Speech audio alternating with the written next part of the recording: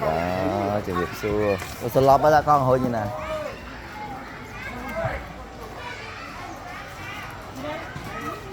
Ê, mơ, nữ đi. Alo thêm. Si. Cả la quay mà đó bên đây thôi. Quay bán đây bên đây. Bây giờ chả lòm. Quay muối. Đã ơi mau. Mình tục đi bà, mình tục đi. Mau thôi. Trời thì mà phá tiết. Quay mới tiết. Chẳng chỗ, quay mới tiết. Đã mau, mình tục đi. Thử ơi ơi. Xùm mà pì khó bà thử cho muối thế là mình quay. Đó là. Châu chọn sư đi đây. Vay thì pi. Trời, mình vay.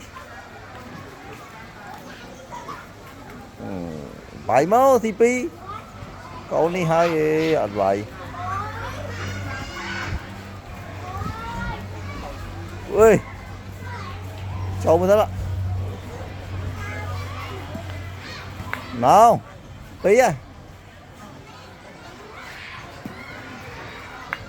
Bay. Đó.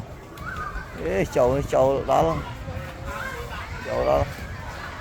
Làm con là buồn ơi. Mó mà chơi si pram rồi ơi, học miền đây mà.